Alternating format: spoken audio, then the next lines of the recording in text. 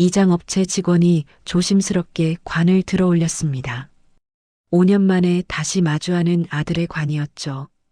그런데 그 순간 직원의 손이 멈췄습니다. 얼굴에서 핏기가 사라지고 목소리가 떨렸죠. 회장님, 관이 너무 가볍습니다. 회장은 지팡이를 짚은 손에 힘이 풀리는 걸 느꼈습니다. 가벼울 리가 없었습니다. 그 안에는 분명 아들이 있어야 했으니까요.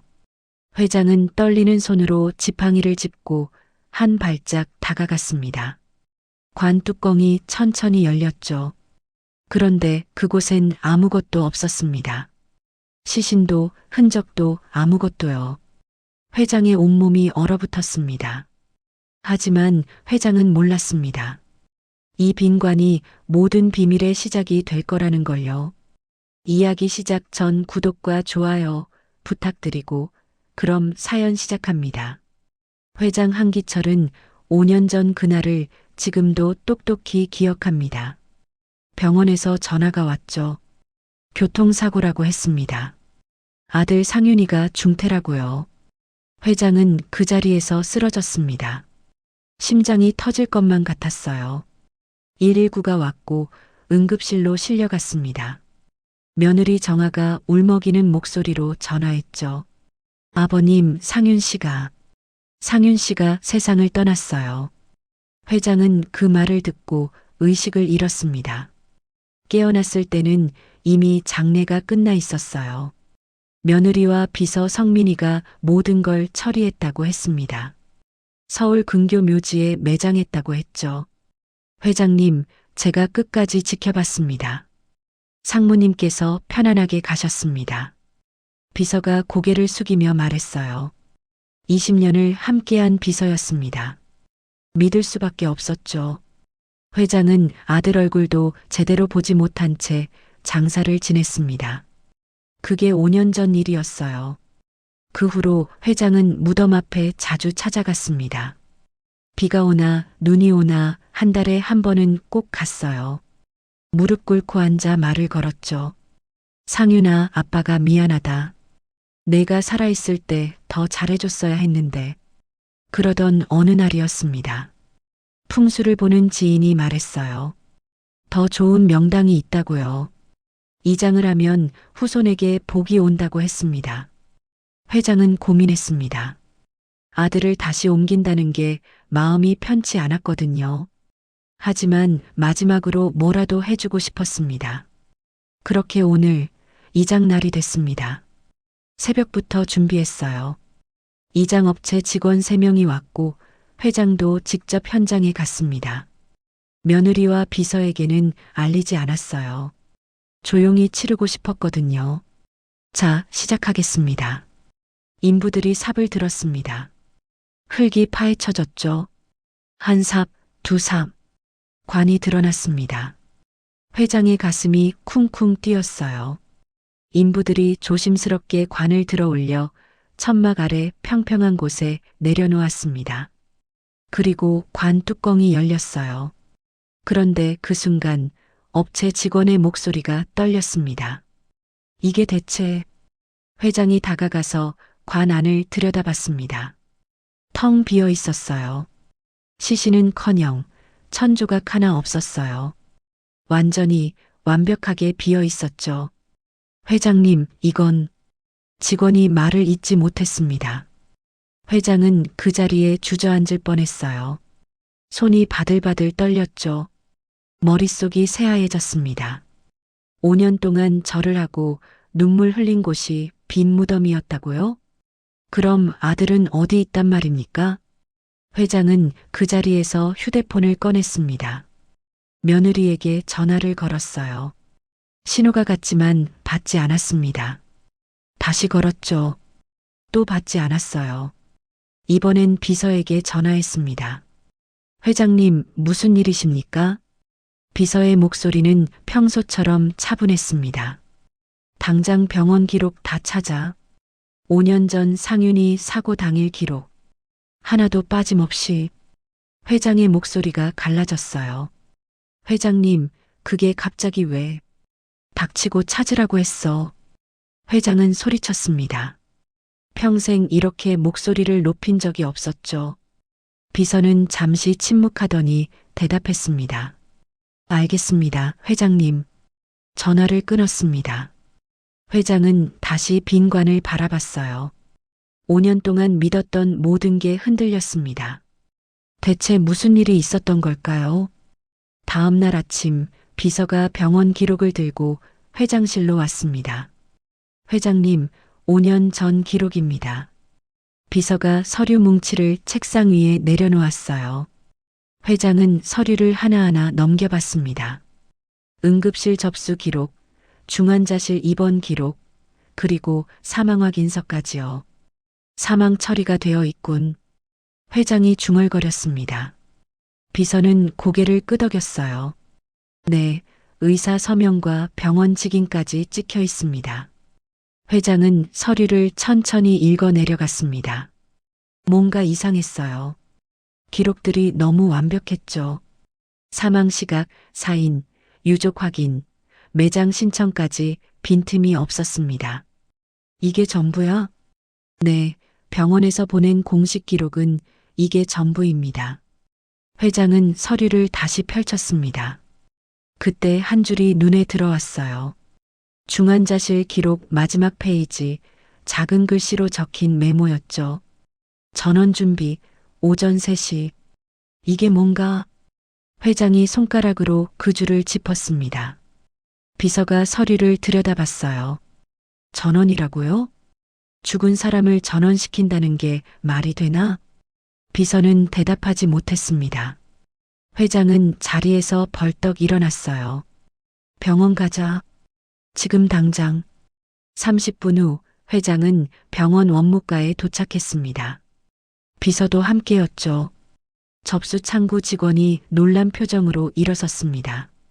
회장님, 5년 전 한상윤 환자 전원 기록 있지?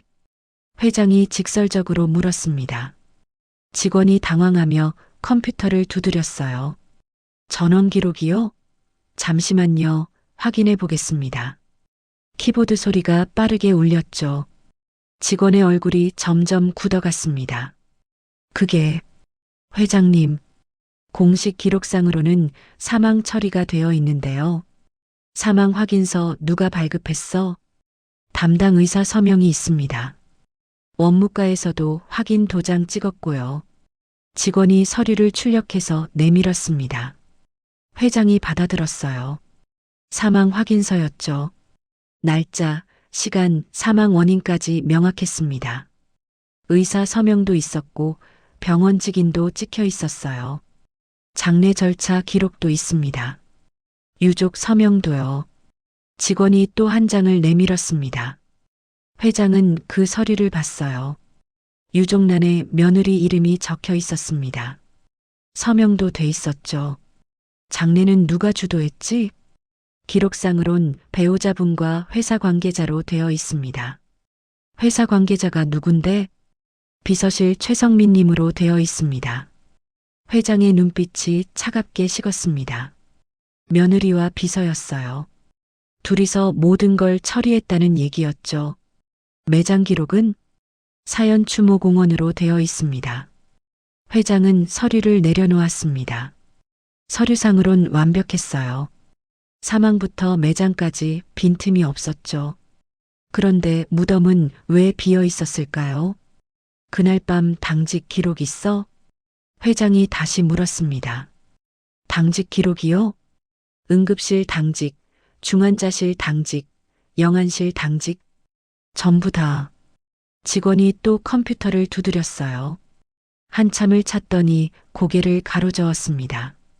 그날 기록이 일부 누락되어 있습니다. 누락? 네, 중환자실 전원 기록이. 직원의 말이 끊겼습니다. 바로 그 순간이었어요. 전원 기록? 회장의 목소리가 날카로워졌습니다. 죽은 사람을 전원시킨다는 게 말이 돼? 직원의 얼굴이 하얗게 질렸어요. 실수로 말을 흘린 거였죠. 당황한 표정으로 말을 더듬었습니다. 아닙니다. 제가 잘못 봤습니다. 지금 거짓말하는 거지? 회장이 책상을 손바닥으로 쳤습니다. 쿵 소리가 원무과 전체에 울렸어요. 다른 직원들이 깜짝 놀라 쳐다봤죠. 회장님, 진정하세요. 여기 병원입니다. 뒤에서 비서 목소리가 들렸습니다. 회장은 뒤돌아 그를 노려봤어요. 전원 기록이 뭔가, 무슨 말씀이신지. 내 아들이 죽지 않았던 거 아니야? 회장의 목소리가 떨렸습니다. 비서는 잠시 침묵했어요. 그리고 천천히 입을 열었습니다. 회장님, 상무님은 돌아가셨습니다. 제가 끝까지 지켜봤습니다. 그럼 관이 왜 비어 있어? 관이 비었다고요? 비서의 표정이 흔들렸습니다. 딱 0.5초였어요. 하지만 회장은 그 순간을 놓치지 않았습니다. 자네도 모르는 척하지 마. 5년 전 그날 대체 무슨 짓을 한 거야? 회장은 다시 원무과 직원을 향했습니다. 전원 기록 지금 당장 내놔. 안 그러면 이 병원 다 뒤집어 놓을 거야. 직원은 떨리는 손으로 키보드를 두드렸어요. 그리고 한 장의 기록을 출력했습니다. 회장에게 내밀었죠. 회장은 그 종이를 받았습니다. 눈으로 쭉 훑었어요. 전원 날짜는 사고 다음 날 새벽이었습니다. 전원 장소는 무연고 보호시설이었죠. 환자 상태는 의식불명, 신원 미상이라고 적혀 있었습니다. 회장의 손이 바들바들 떨렸어요. 아들이 살아있을지도 모른다는 생각이 머릿속을 가득 채웠습니다. 회장은 병원을 나와 차에 올랐습니다. 운전기사에게 소리쳤어요. 사연실입 보호시설, 지금 당장. 차가 빠르게 움직였습니다. 회장은 뒷좌석에서 전원 기록을 다시 봤어요. 손이 떨려서 글씨가 제대로 보이지 않았죠. 심장이 터질 것처럼 뛰었습니다. 살아있을 수도 있다. 5년 동안 죽었다고 믿었던 아들이 살아있을 수도 있다는 생각에 눈물이 났습니다. 동시에 분노가 치밀었어요. 누가 이런 짓을 한 걸까요? 며느리? 비서? 아니면 또 다른 누군가가? 30분쯤 달렸을까요? 차가 한 건물 앞에 멈췄습니다. 낡은 4층 건물이었어요. 간판에 사연실입 자립지원쉼터라고 적혀 있었죠. 회장은 차에서 내려 안으로 들어갔습니다. 1층 안내 데스크에 여자 직원이 앉아 있었어요. 회장이 다가갔습니다. 5년 전에 이곳으로 전원된 환자 찾습니다. 환자분 성함이 어떻게 되세요? 한상윤, 38세, 5년 전 교통사고로. 직원이 컴퓨터를 확인했습니다. 고개를 가로저었어요. 그런 분 기록이 없는데요. 무연고로 들어온 사람 중에 찾아보세요. 신원 미상으로 왔을 겁니다. 직원이 다시 검색했습니다. 한참을 찾더니 멈췄어요. 혹시 나이가 30대 후반이고 키가 178 정도 되시는 분이신가요? 맞아요. 그 사람 어디 있어요? 회장의 목소리가 떨렸습니다. 지금 3층 공동 거실에 계실 겁니다. 제가 안내해 드릴게요. 직원이 일어섰습니다. 회장은 직원을 따라 엘리베이터를 탔어요. 3층 버튼을 눌렀죠. 엘리베이터 안에서 회장은 숨을 고르려 했지만 되지 않았습니다. 엘리베이터 문이 열렸습니다. 복도를 따라 걸었어요. 공동 거실이라는 팻말이 붙은 문 앞에 섰습니다. 직원이 문을 열었죠. 민수 씨, 손님 오셨어요. 직원이 안을 향해 말했습니다. 회장이 안을 들여다봤어요. 소파에 한 남자가 앉아 있었습니다. 창밖을 멍하니 바라보고 있었죠. 회장은 그 뒷모습을 보는 순간 알았습니다. 아들이었어요. 조금 마르긴 했지만 틀림없었습니다. 회장은 떨리는 다리로 안으로 들어갔어요. 남자가 고개를 돌렸습니다. 상윤아? 회장의 목소리가 갈라졌습니다. 남자는 회장을 빤히 쳐다봤어요. 아무 표정도 없는 얼굴이었습니다. 그리고 조심스럽게 입을 열었죠. 죄송하지만 누구시죠? 그 말을 듣는 순간 회장의 다리에 힘이 풀렸습니다. 주저앉을 뻔했어요. 옆에 있던 직원이 얼른 부축했죠. 할아버지, 괜찮으세요? 저 사람이 내 아들인데. 회장은 울먹이며 말했습니다. 직원이 놀란 표정으로 남자를 봤어요. 그는 여전히 멍한 얼굴로 앉아 있었습니다. 바로 그때 다른 여자가 들어왔습니다. 50대쯤 돼 보이는 여자였어요. 명찰에 오미경 상담사라고 적혀 있었죠. 무슨 일이세요? 상담사는 상황을 파악하고 물었습니다. 회장은 떨리는 목소리로 설명했어요. 아들이 5년 전 사고를 당했다는 것, 죽은 줄 알았다는 것, 아들 무덤이 비어 있었다는 것, 병원 기록을 보고 여기까지 왔다는 것까지요. 상담사는 심각한 얼굴로 들었습니다. 그리고 남자를 봤어요. 민수 씨, 이분이 아버지라고 하시는데 기억나세요? 남자는 고개를 가로저었습니다. 아니요, 처음 보는 분이에요. 회장은 그 말에 가슴이 무너졌습니다. 아들이 맞는데 아들이 자신을 모른다는 게 믿기지 않았어요. 상담사가 회장을 상담실로 안내했습니다. 조용한 방이었죠. 차를 한 잔 내주며 말했어요. 저희가 민수 씨라고 부르는 분은 5년 전 병원에서 왔습니다. 기억상실인가요? 네, 사고 충격으로 과거 기억을 전혀 못 하십니다. 이름도 가족도 어디서 살았는지도요. 그럼 5년 동안 여기서? 네, 처음엔 병원 치료를 받으시다가 몸이 회복된 후 이곳에서 지내고 계십니다. 회장은 눈물이 났습니다. 아들이 5년 동안 이런 곳에서 살았다는 게 믿기지 않았어요. 그동안 자신은 뭘 했을까요? 빈 무덤 앞에서 절하고 있었죠. 왜 신원 조회를 안 한 겁니까? 지문 채취를 시도했지만 사고로 손상이 심해서 제대로 확인이 안 됐어요. 얼굴 인식도 상처 때문에 어려웠고요. 경찰에 협조 요청도 했지만 매칭되는 실종 신고가 없었습니다. 회장은 모든 게 이해됐습니다. 누군가 아들을 죽은 사람으로 만들어버렸던 거예요. 법적으로 죽은 사람은 존재하지 않습니다. 찾을 수도 확인할 수도 없죠. 완벽한 범죄였습니다. 회장은 그날 밤 잠을 이루지 못했습니다. 집에 돌아와서도 계속 생각했어요. 누가 이런 짓을 한 걸까요? 왜 아들을 죽은 사람으로 만들었을까요? 다음 날 아침 회장은 변호사를 불렀습니다. 김영우 변호사였죠. 대형 로펌 출신의 민영사 모두 능한 사람이었어요. 회장은 지금까지 일어난 일을 모두 설명했습니다. 변호사는 심각한 표정으로 들었어요. 메모를 하며 중간중간 질문했죠. 회장님, 5년 전 상무님이 회사 일로 뭔가 문제를 겪고 계셨나요? 글쎄, 특별히 문제라고 할 만한 건 없었는데, 혹시 재무 쪽 업무를 보셨나요? 전략기획실이니까 당연히 봤지. 근데 왜? 변호사는 잠시 생각하더니 말했습니다. 누군가 상무님이 살아계시면 곤란한 이유가 있었을 겁니다. 그것도 아주 큰 이유가요. 회장은 그 말에 뭔가 떠올랐습니다. 5년 전 사고 나기 며칠 전이었어요. 아들이 전화를 했었죠. 아버지, 회사 자금 흐름 좀 이상한 게 있어요. 무슨 소리냐? 장부하고 실제 금액이 안 맞아요.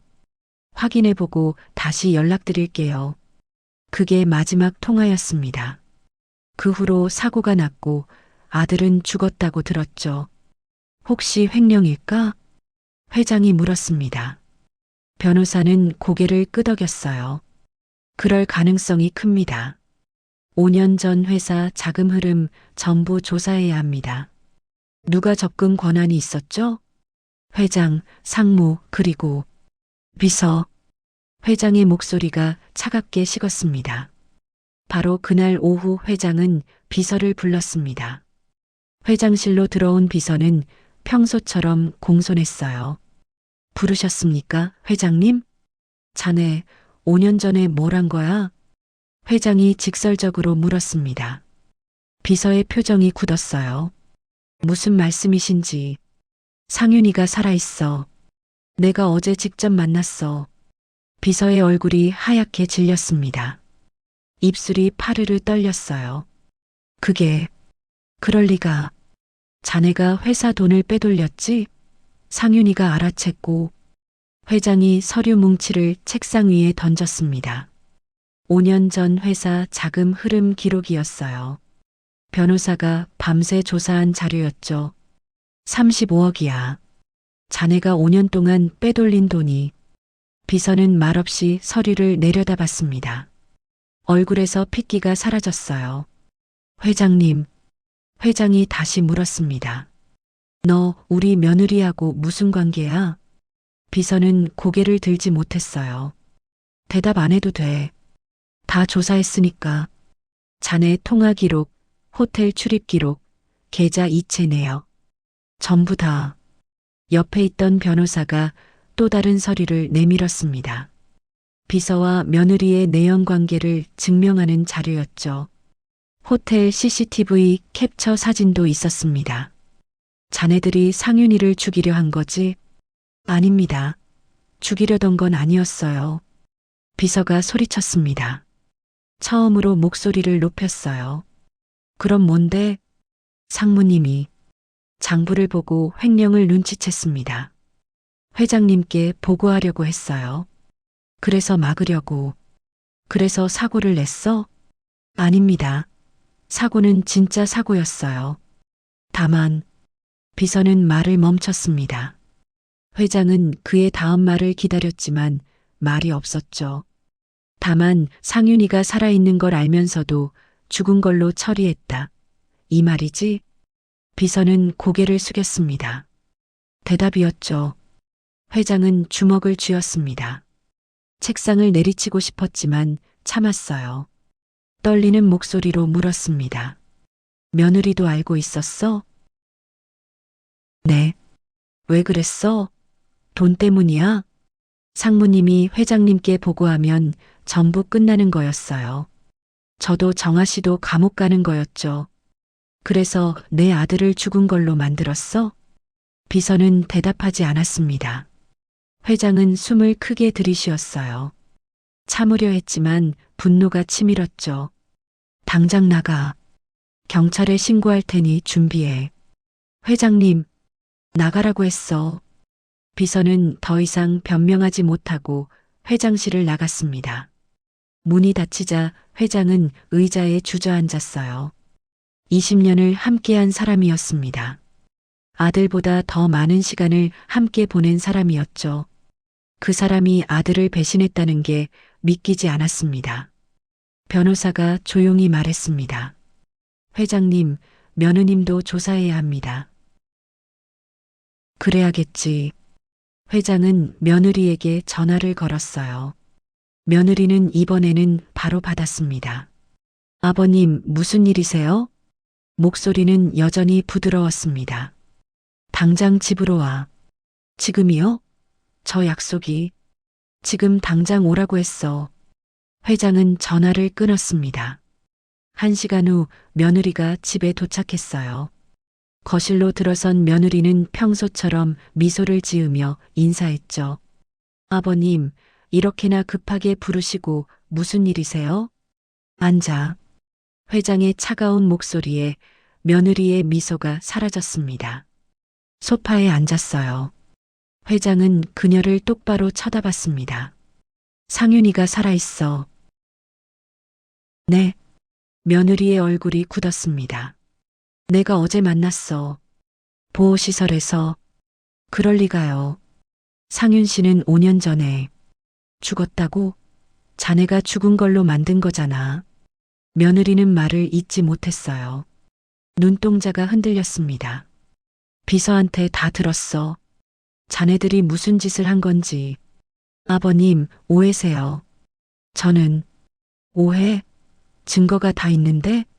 서류를 내밀었습니다. 며느리는 그 서류를 보더니 얼굴이 하얗게 질렸어요. 보험금 수익자가 자네더라. 아들 명의 재산도 일부 자네 앞으로 넘어갔고 장례식장 비용도 자네가 처리했지. 그런데 시신은 어디 갔어? 관은 텅 비어 있었는데. 아버님, 제 말 좀 들어주세요. 저는 정말. 닥쳐. 회장이 소리쳤습니다. 며느리는 입을 다물었어요. 내 아들을 돈 때문에 죽은 걸로 만든 거지. 비서랑 짜고. 며느리는 고개를 숙였습니다. 더 이상 변명하지 않았어요. 회장은 그 모습을 보며 마지막 질문을 던졌습니다.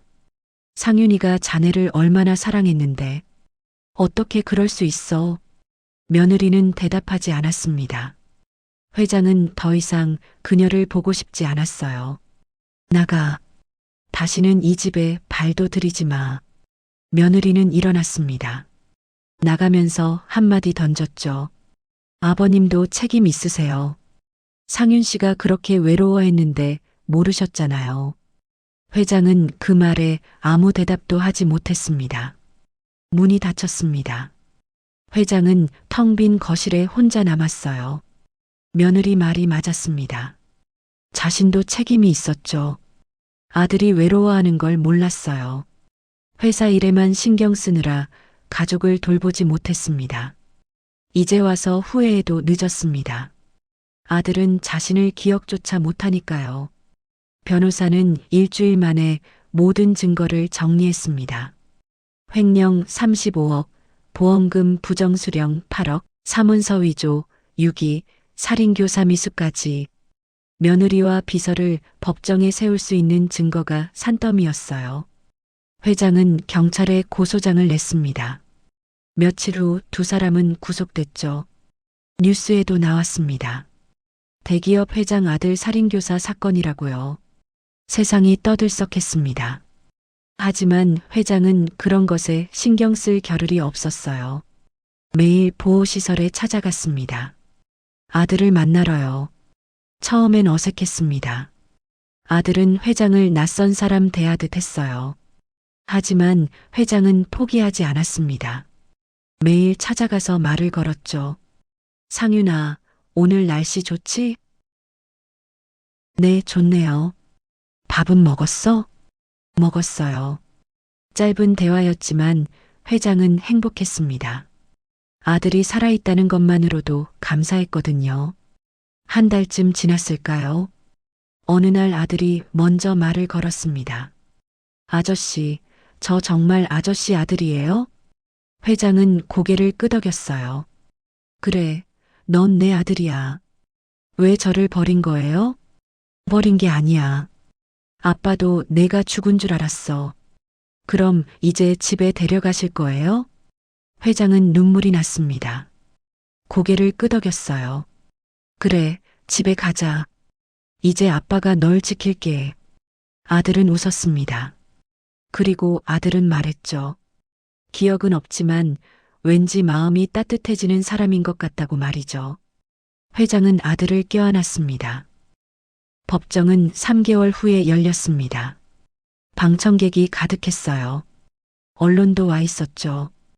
회장은 앞자리에 앉아서 두 피고인을 봤습니다. 며느리와 비서였어요.